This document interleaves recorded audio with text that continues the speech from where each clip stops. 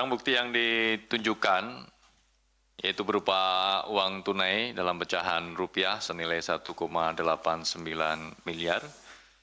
Kemudian uang tunai dalam bentuk dolar Amerika sejumlah 182.900.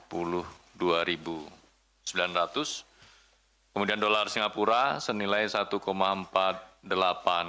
juta Singapura dolar dan juga dalam mata uang yen Jepang senilai 550.000. Selain itu juga logam mulia dengan total berat 5,3 kg atau setara dengan nilai 15,7 miliar. Kemudian 1 jam tangan mewah senilai 138 juta sehingga total dari barang bukti yang kita tunjukkan ini senilai sekitar 40,5 miliar.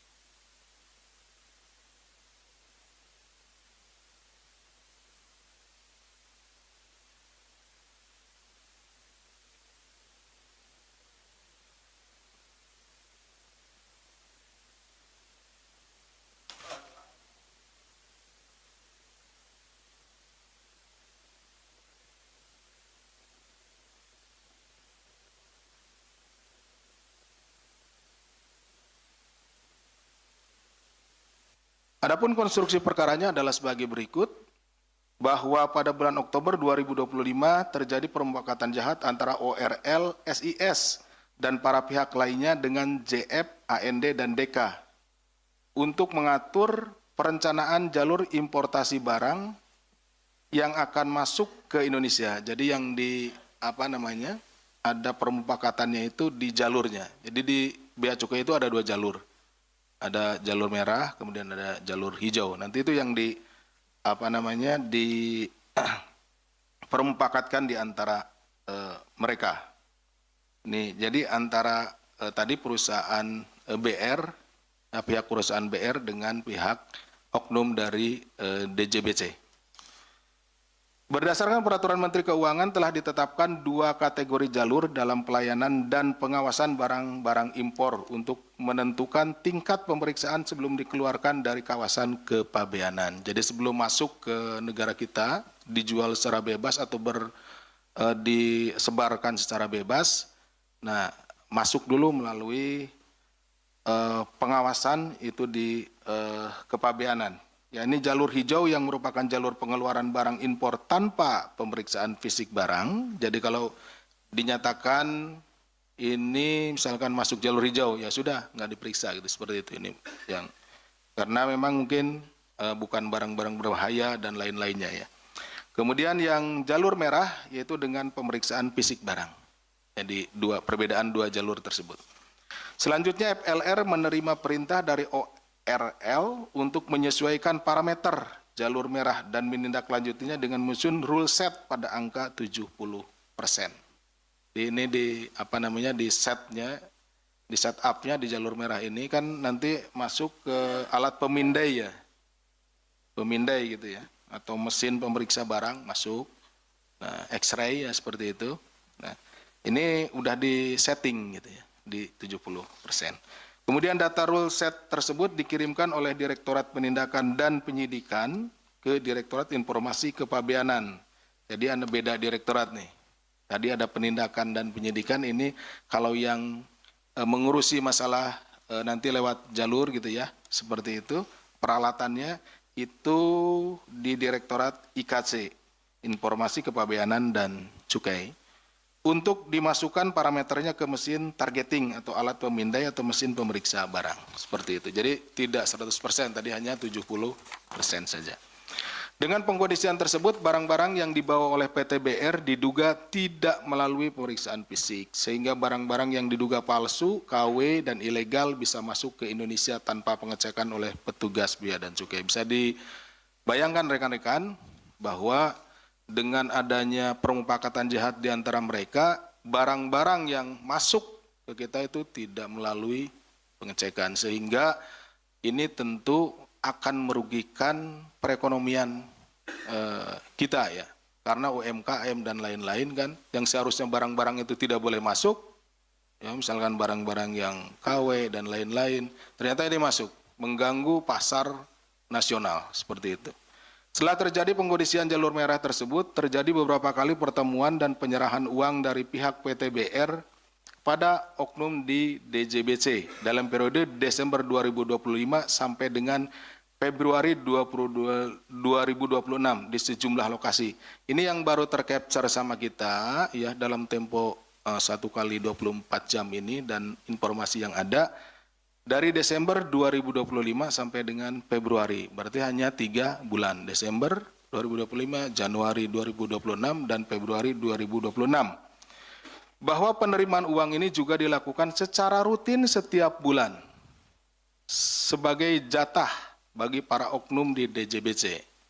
Nih bayangkan ini baru 3 bulan aja, nah tadi kan jumlahnya udah sekian ya. Apalagi dihitung mundur gitu ya, berapa bulan ke belakang seperti itu. Berdasarkan kecukupan alat bukti dalam dugaan tindak pidana korupsi, suap dan penerimaan lainnya, gratifikasi, karena ini nanti dari jumlahnya yang jatah per bulan, setelah dihitung itu ada kelebihan, makanya di sini ada kita masukkan pasal gratifikasi ya. Di lingkungan Dirjen Bea dan Cukai tersebut, maka KPK menaikkan perkara ini ke tahap penyidikan serta menetapkan 6 orang sebagai tersangka. Jadi tadi dari 17 orang yang dibawa ke sini untuk dimintai keterangan, kemudian setelah dilakukan pemeriksaan, permintaan keterangan ya, itu setelah melalui proses ekspos, baik pada tingkat kedeputian maupun ekspos pada tingkat pimpinan, gitu ya. Ini dengan memperhatikan kecukupan alat bukti, maka ditetapkan 6 orang sebagai tersangka, yaitu Saudara RZL, Direktur Penindakan dan Penyidikan Direktorat Jenderal Bea dan Cukai periode 2024-2026. Saudara SIS selaku Kepala Subdirektorat Intelijen Penindakan dan Penyidikan Direktorat Jenderal Bea dan Cukai, Saudara ORL selaku Kepala Seksi Intelijen Direktorat Jenderal Bea dan Cukai. Ini dari pihak DJBC-nya. Kemudian dari pihak PTBR-nya, dari swastanya, Saudara JF selaku pemilik PTBR, kemudian Saudara AND selaku Ketua Tim Dokumen Importasi PTBR, dan Saudara DK selaku Manajer Operasional PTBR. KPK selanjutnya melakukan penahanan terhadap 5 tersangka untuk 20 hari pertama sejak tanggal 5 Februari sampai dengan 24 Februari 2026. Penahanan dilakukan di Rumah Tahanan Negara Rutan Cabang Gedung Merah Putih KPK. Nah, mungkin ada pertanyaan dari rekan-rekan, yang ditetapkan 6, yang ditahan 5. Kemana satu lagi, kan gitu kan?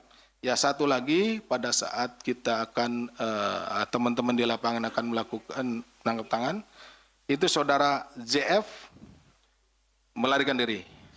Sekaligus pada kesempatan kali ini saya menghimbau, ya, kami dari KPK menghimbau kepada Saudara JF atau kepada seluruh masyarakat yang mengetahui keberadaannya segera untuk menyerahkan diri, ya, pada yang bersangkutan.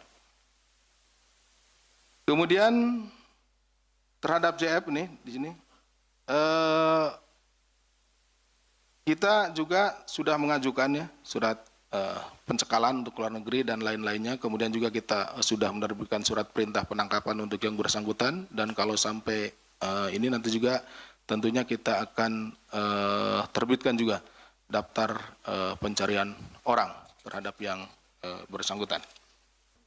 Selain itu, tim KPK juga mengamankan barang bukti dari kediaman RZL, ORL, dan PTBR, serta lokasi lainnya. Ini karena ini ada beberapa lokasi ya,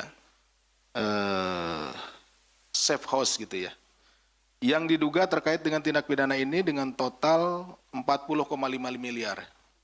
Dengan rincian sebagai berikut, uang tunai dalam bentuk rupiah sejumlah 1,89 miliar, uang tunai dalam bentuk dolar Amerika sebanyak 182.900 US dollar, kemudian uang tunai dalam bentuk dolar Singapura sejumlah 1,48 juta Sing dollar, uang tunai dalam bentuk yen Jepang sejumlah 550.000 yen Jepang, kemudian logam mulia seberat 2,5 kilo atau setara dengan 7,4 miliar.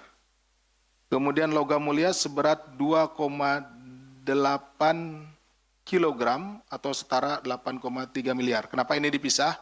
Karena ini ada dari dua tempat gitu ya. Ya, kalau ditotalkan berarti 5,3 kilo. Ya, seperti itu. Dan terakhir 1 jam tangan mewah senilai 138 juta rupiah.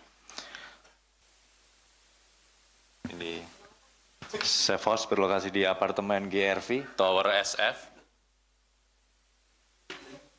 Berikutnya, ini masih di apartemen yang sama untuk tower yang berbeda di Tower SF.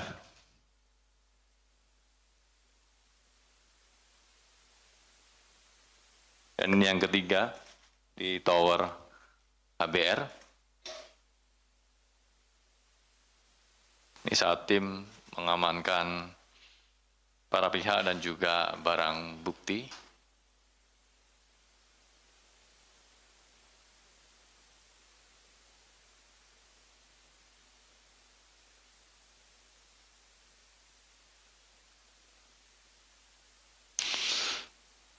Cukup, teman-teman? Baik, terima kasih.